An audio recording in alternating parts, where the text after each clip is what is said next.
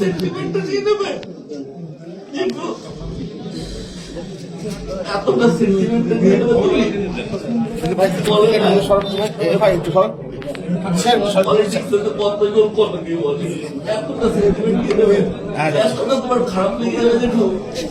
এই মুহূর্তের সব থেকে বড় খবর, সাত সকালে গোটা রামপুরহাট শহর জুড়ে ছড়িয়ে পড়ে প্রাক্তন বিধায়ক ডক্টর আশিস বন্দ্যোপাধ্যায় আর আমাদের মধ্যে নেই।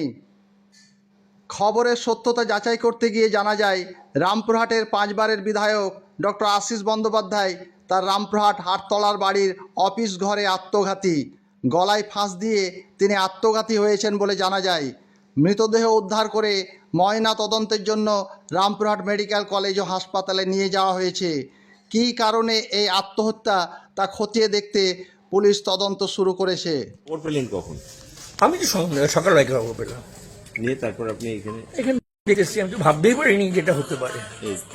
আমার ইচ্ছা শেষ বলো দিয়ে এই সংবাদটা যে দুঃসংবাদটা, আমি তো ভাবতে পারছি কাল সন্ধ্যাবেলা আমার কিছু জানতে পারলেন যে না আমি তো কাল সন্ধ্যাবেলা গল্প পড়ে গেছি। অফিসে বসেছিল, আমার সঙ্গে কথা হয়েছে সন্ধ্যাবেলায়। হ্যাঁ, ভাবতেই পারছি না। যেমন প্রতিদিনই রাতেবেলা একটা আড্ডা হয়, যদিও আমি কালকে আসেনি, কালকে অরবিন্দের জন্মদিন ছিল তো মন্দিরে একটা প্রোগ্রাম হয়, সেই জন্য আমি সন্ধ্যাবেলায় এসেছিলাম, মন্দিরে প্রণাম করে চলে গেছিলাম। তখন আসতে সময় কথা হয়েছে, পার্টি অফিসে বসেছিলেন। কেমন আছে? ডাক্তার এসছেন, নিয়ে ডাক্তার কি কনফার্ম করলেন যে ইয়ে হয়েছে? আমি যাই না, ভিতরে ঢুকিনি। মারা তো গেছে, আমি যাইনি, ভিতরে যাইনি, দেখতে দেখার মতো মানসিকতা আমার নাই। যাইনি, পরে যাচ্ছি। দীর্ঘদিনের সম্পর্ক তো। কি মনে করছেন যে এটা কি বিষয়? আমার যেটা মনে হয়, এটা আমার পার্সোনাল ভিউ।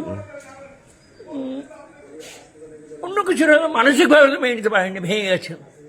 অনেকে অনেক কমেন্ট করছে, তো এটা আমার মনে হচ্ছে। আমার যেটুকু বাড়িতে তো আত্মসম্মান বোধ থেকে আত্মসম্মান বোধ থেকে এটা হয়েছে। সবাই এই চলে গেলে ব্যাপারগুলো যে কথা অনেক অনেক রকম কমেন্ট করছে, আমার যেটা ধারণা এছাড়া কিছু নয়। কারণ বাড়ি তো খুব শান্তিপূর্ণ বাড়ি। কালকে রাত্রি 11টা পর্যন্ত গল্প করেছিল, আমার সঙ্গে সন্ধ্যাবেলায় কথা হয়েছে। কোনোদিন কার সঙ্গে বাড়িতে কোনো অশান্তি নাই, কি হবে এটা? মানসিক হয়তো না।